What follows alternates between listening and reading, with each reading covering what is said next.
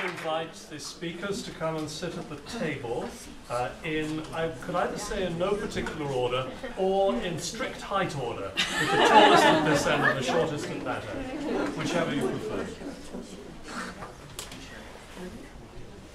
Good. I'm going to stay at the podium because I can dominate things more readily. But I can actually see all of you as well. So I'd like to begin by asking members of the panel, asking Amila if she has questions of our speakers. Well, I guess the question would be, what have our papers really, if we were to start conceptualizing the idea of power, what has each of our papers brought to the forefront in the discussion of that term, power? What kind of power are we dealing with?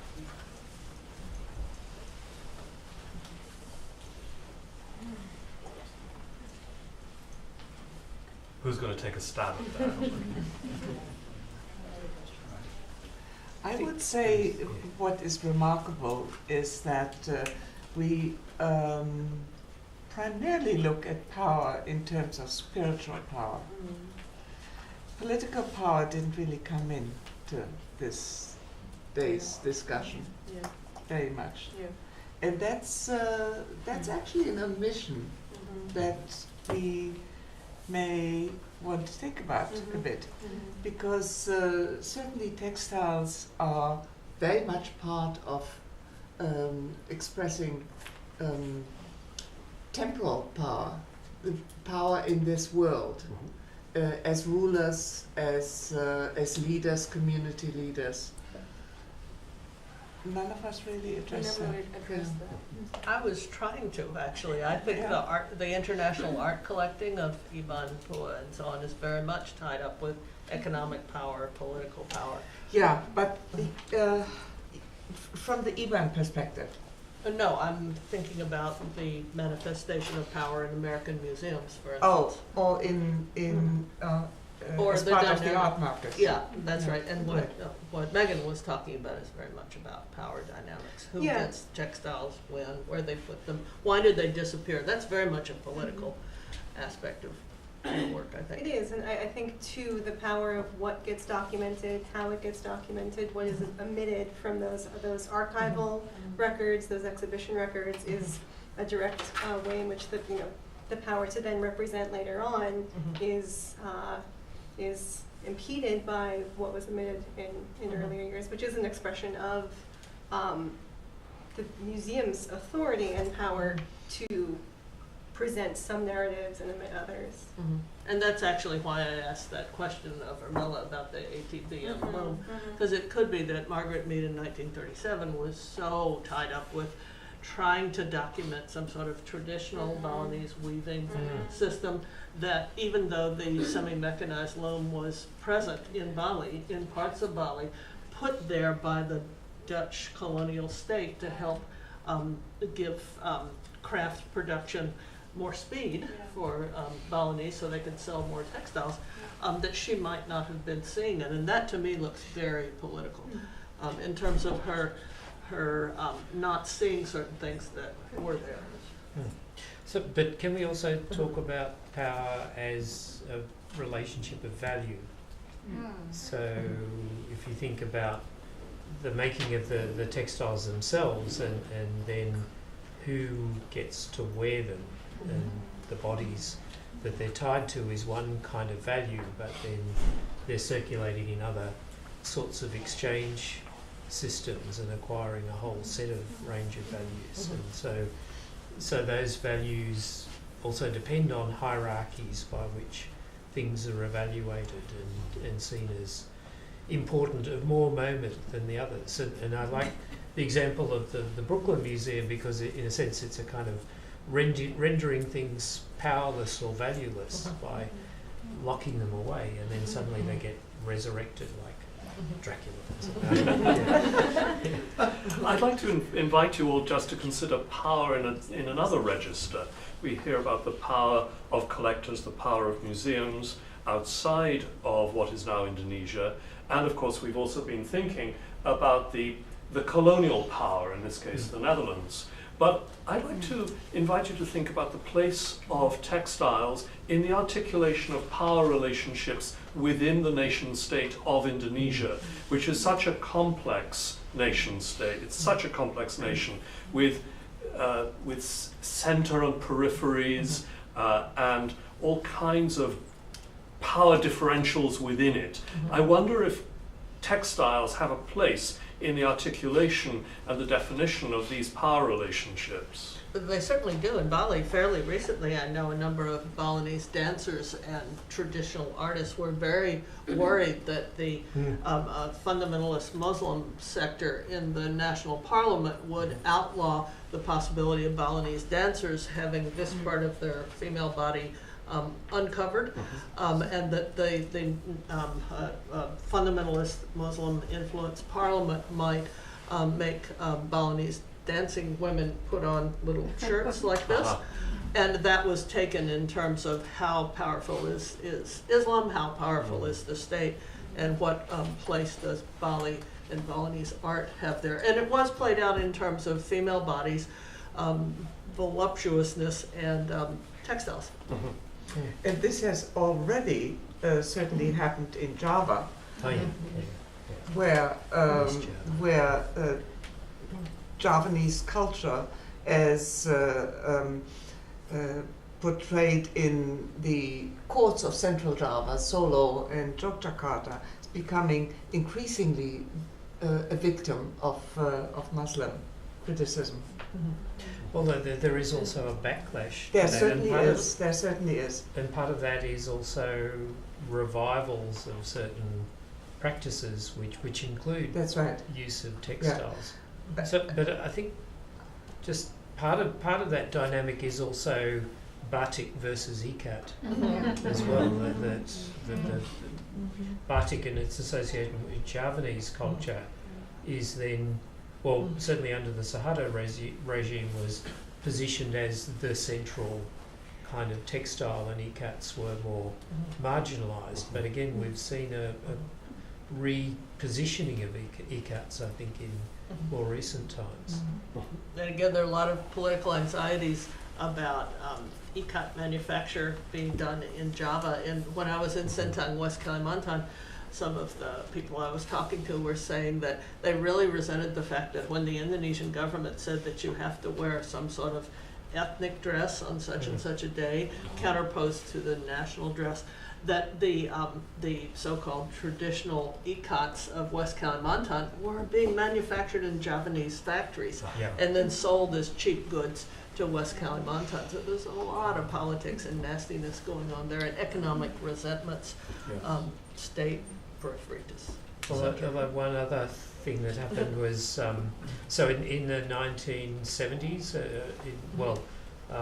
it started in Jakarta under Governor Ali Sadikin, this popularisation of wearing batiks as uniform for civil servants, and that became dominant. But in recent times, in the last decade or more, in Bali, for example, then the response was to use Balinese endek cloth as then civil servant uniform as a kind of response.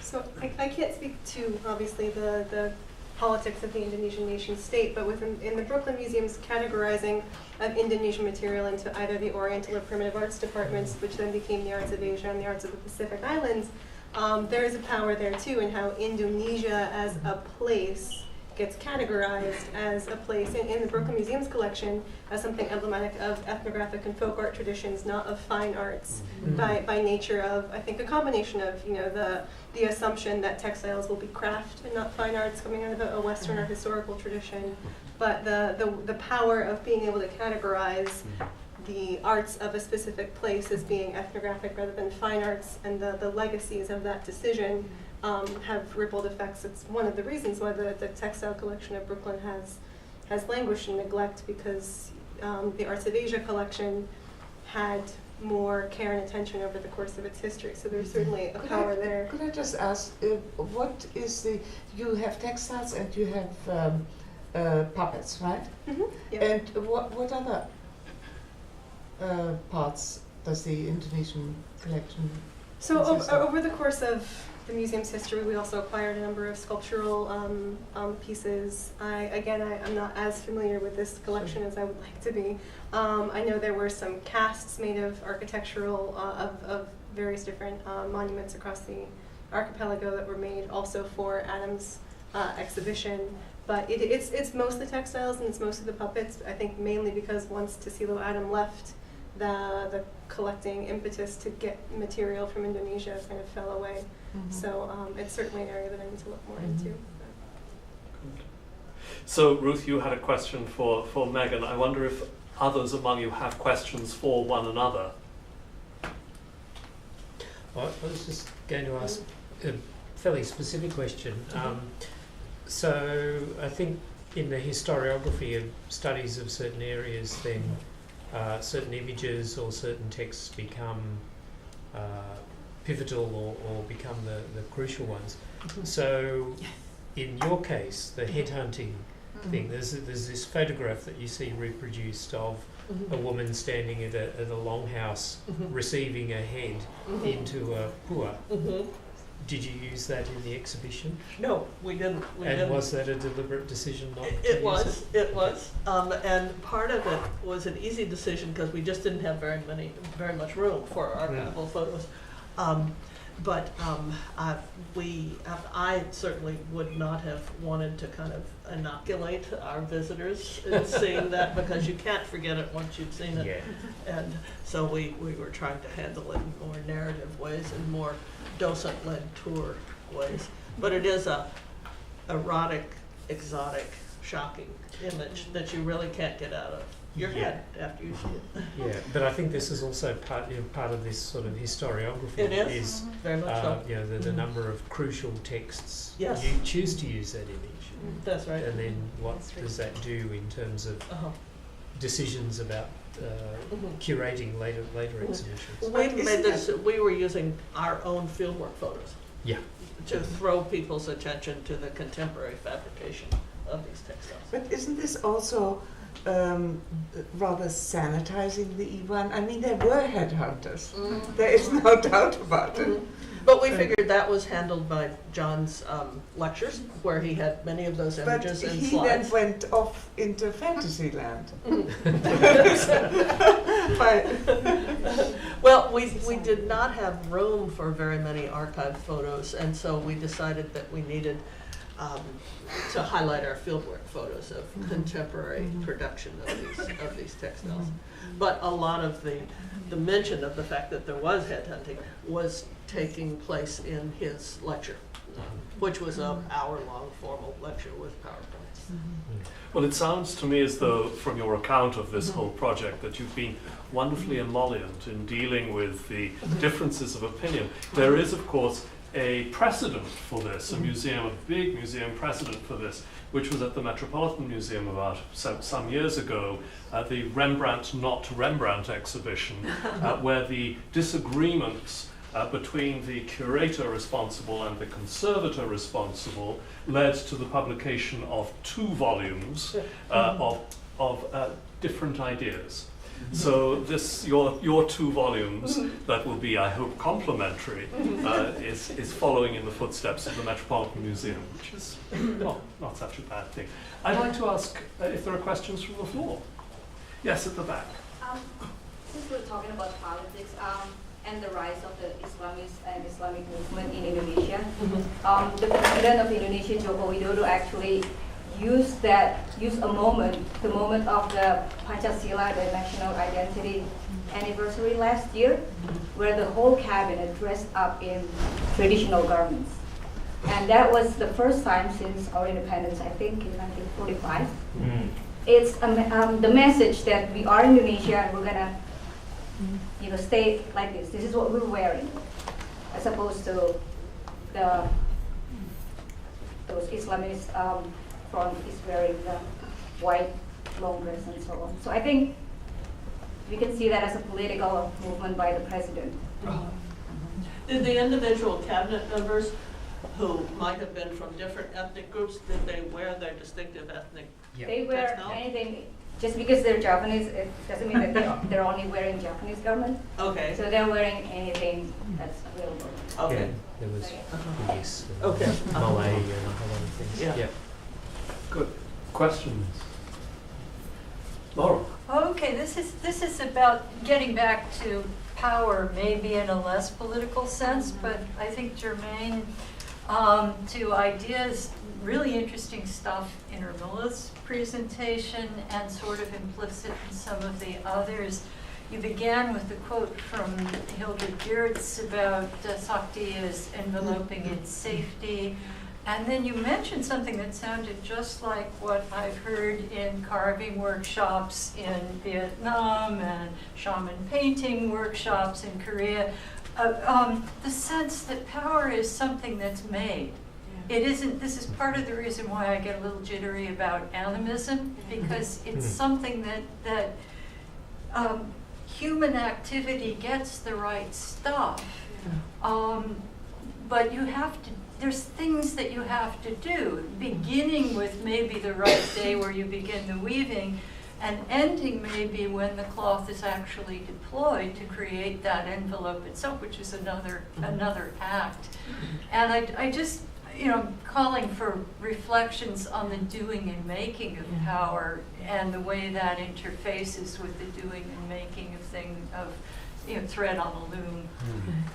So making power. I've found that since this idea of making power, the materiality and the fabrication is so central to Indonesian textile arts, I think that's why I've always insisted that my student docents from Holy Cross go to Bali with me to Ubud and take making textile lessons and making natural dye lessons, because later when they come home, if they've actually had to tie ikat ties and they have kind of a muscle memory of how difficult that is, and they had to realize in their own life that it's so hard to do a curving line in ikat, whereas it's simpler to do a straight line. You could tell them that, but that's very different from them having to discover it themselves. And then when they come back and are talking about these beautiful Iban textiles, which have a lot of curlicues, they can speak with quite a lot of authority about how complex, how difficult this is in a physical sense also. So yeah, there's a kind of a museum education aspect to this, that you can have the students embody the fabrication of things, even though they're Americans, they're not Indonesians, but I think it's very important. Just one response to that though too is also that people making objects of power have a sense that the power doesn't come from these people. The power comes by their manifesting power that comes from somewhere else. Yeah, but in the sense that electricity doesn't come from me, but exactly. I plug it in. Yeah. I think that's an excellent analogy. It's really putting putting that essence into putting it into a manageable state, in putting order into it. That is very important. So there's an element of control in this. Yeah. Which implies skill. Yes. Wouldn't you say it's more harnessing for a product as opposed to true control? Harnessing might be a good way to think of it. Would you agree? I mean, I Because have they no don't idea claim in to this have instance. control over this, the spiritual. They claim to try to mitigate To harness. and harness for Harness. another application, not to be divine. Yeah. I think harnessing is the right word actually, rather than controlling. Good. Thank you. You have a question. Yeah, I wonder, I'm thinking of Oliver Wolters, the historian who talks about men of prowess and women of prowess. Women of prowess for him came a little later, and he added it as an appendix in his book, and I thought would be nice to incorporate it in a gendered way. But prowess implies a kind of making and a kind of present, a moment of harnessing that might be a more interesting way to utilize it. And then his student, of course, Barbara Andaya, in her book Flaming Womb, suggests that you know, sometimes we get a more male perspective. This gets at power and gender. Many of the objects we look at, of course, are heirlooms or they're bride exchange. So to bring up only the textiles, you also have to bring up the metal objects, the interrelationship of all of these things, right? So I guess my question is around, would prowess be an easier, would be a more provocative word to use in this sense? And secondly, Andaya suggests that to draw out the multidimensional field that is more maybe feminine, to get the gendered reaction. She suggests looking at tattooing practices, textiles. She suggests looking at the built world, and she draws on Roxana Watterson's Living House. And finally, the landscape. That all of these are ways of thinking about the world and power and harnessing that allow us to bring out the feminine aspects of prowess. And maybe add to that the images that are found in many Indonesian societies of weaving a baby inside the mother's body. And I don't know whether I'd want to substitute prowess for power, but that concept of being pandai, you know, that's an Indonesian word where you're adept at something, and that's a very wonderful idea, which is a high status in many societies, and women are pandai. And they're pandai in making beautiful textiles, but also they're pandai in getting pregnant and keeping a pregnancy going. And I think they derive a lot of their status from that. Yeah, I think it's, if I'm not mistaken, Rens Haringa, who talks about the daivat too, as being a source of being thought of in terms of pregnancy. Yeah. Right? I think it was mentioned earlier. Any further thoughts on the gendered aspects of prowess, if one wants to use that term? Well, there's an interesting scene that my student docents and I saw at the Tunjuga, the weaving studio. We happened to be there. It was the summer before the show, and we just wandered in one day. We were trying to go there every day to see what was going on at the weaving studio, and there was a class from the University of Malaysia, the Sarawak branch, and there they were learning how to make Pua-style cloths, and they were learning how to make the ikat ties. And the class was composed of some Iban students, but also some Malay students, some Malay Muslim students, and there were a couple men students there. And there they were tying the ikat ties. And we didn't have the opportunity to question those art and design students, but I think it's very, very interesting that you have Malay Muslim men and Malay Muslim women in the jilbab, in the head covering, taking an art and design course. Perhaps they were seeing the ikat ties as just something that you could import into commercial textiles, but that man had simply signed up in a secular University of Malaya Sarawak branch course, just as someone at Pratt Institute or someplace would have taken a textile design course. So there's a lot going on today, given the fact of these secular universities and their internationalized art and design components. Gender fluidity and roles. Yes, first I thank you for the beautifully crafted and delivered talks. Each one was wonderful.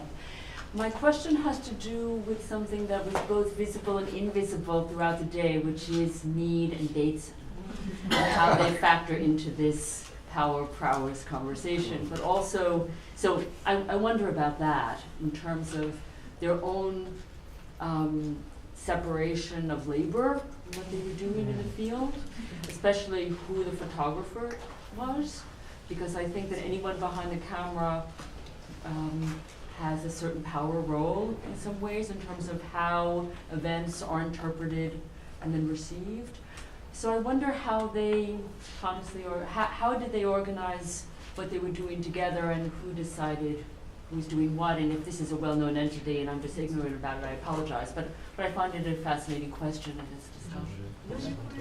Well, yeah, it was planned ahead because they had done more traditional kinds of ethnography in New Guinea previously, which is where they met. But then in planning this particular field project, it was that Bateson wanted to try a new technique, visual anthropology, which he kind of invented in some ways. And so he was very consciously getting funds, getting lots of grants to buy film. So he would do the photography and Mead would do the note taking. And when you even see their little diaries, it's, you know, they're doing that sometimes in the same location, and sometimes he's going off to do one thing in one location while she's doing another. So that was why the product is very much this kind of gendered division of labour, but a very conscious gendered division of labour, whereas Made Kalea was working with Mead, I guess, in making notes about ceremonies, but he was also carrying out interviews for Bateson. So with the paintings where you've got narratives, Made Kalea will go around to all the different artists and say, tell me the story, and write down the story in Balinese, and then he and Bateson will work on the translation of the story as well, or at least some of the key words. Laurel. Oh, just to Nina's point, I mean, when we think of how visual anthropology works today, the person with the camera controls and the person taking notes is subordinate. What we know about Mead and Bateson and their relationship, she was the senior scholar in the field when they went together. And I don't think there's any sense that because he was the guy with the machine, he was therefore empowered. Maybe it was compensatory. But also just to make the point that when they came back, that she was the one with the job who kept things going, and he was this freelance operator, although he then went to work for the OSS for a while during World War II. Yes.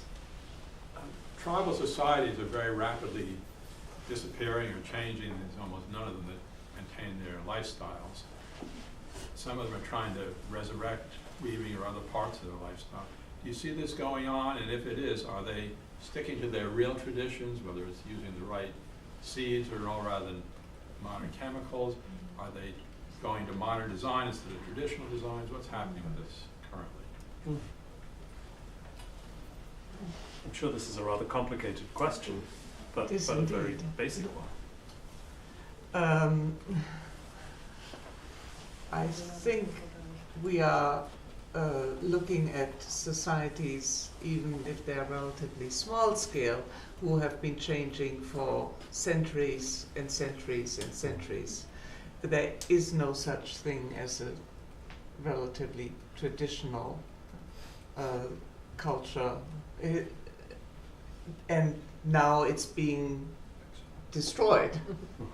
I don't think that's the right way to look at it. Much of it is actually generated internally by the communities that decide to look very much at the world as they see it.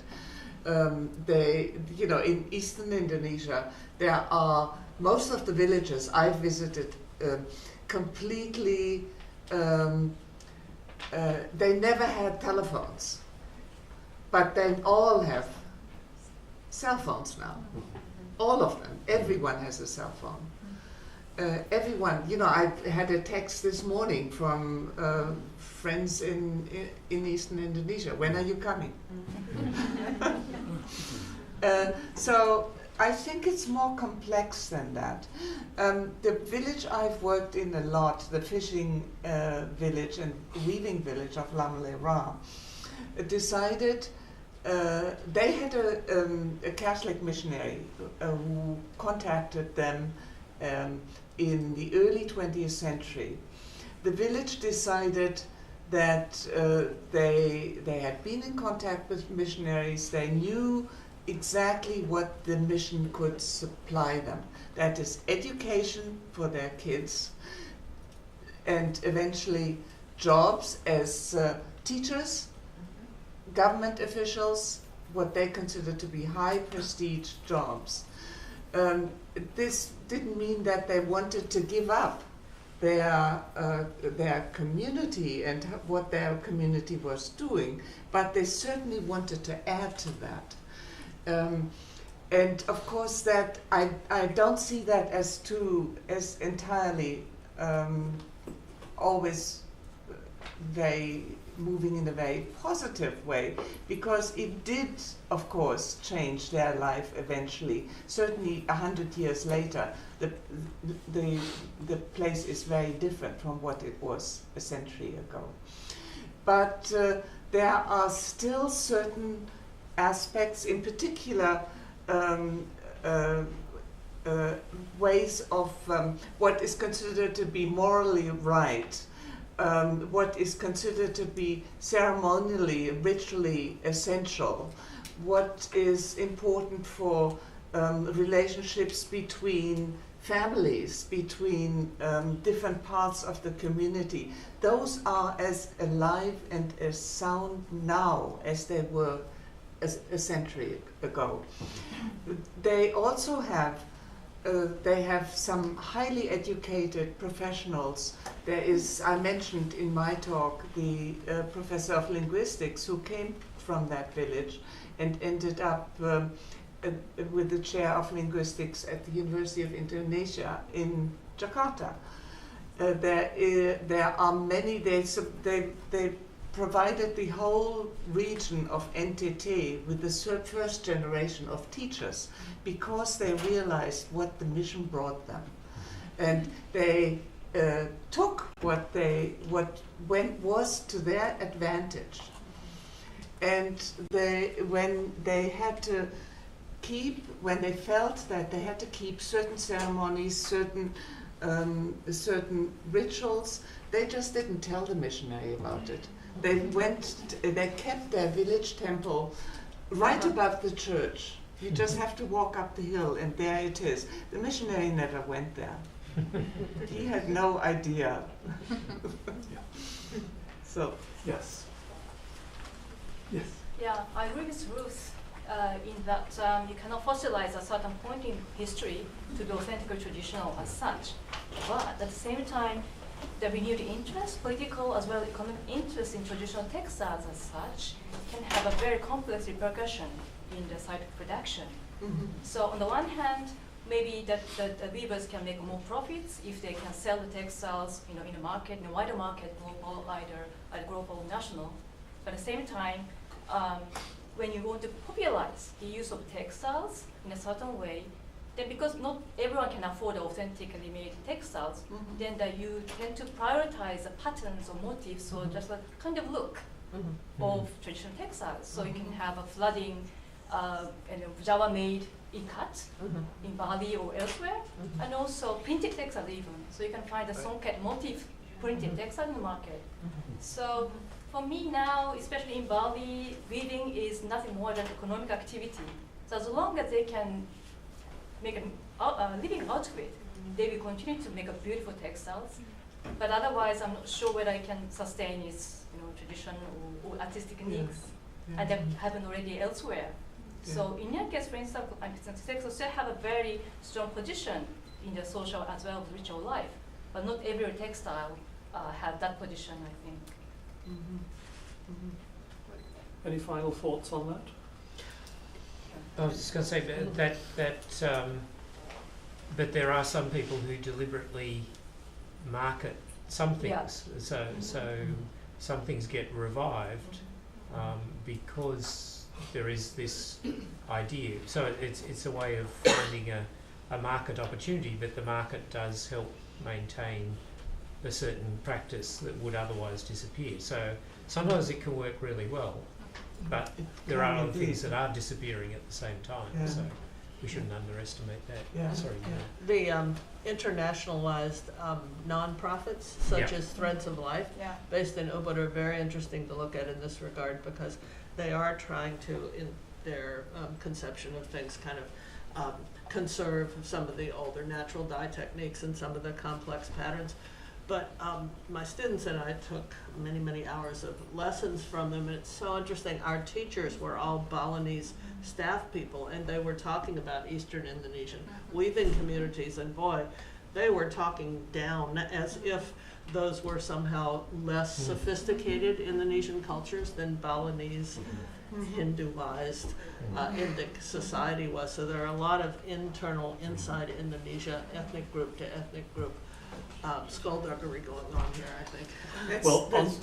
That's very true.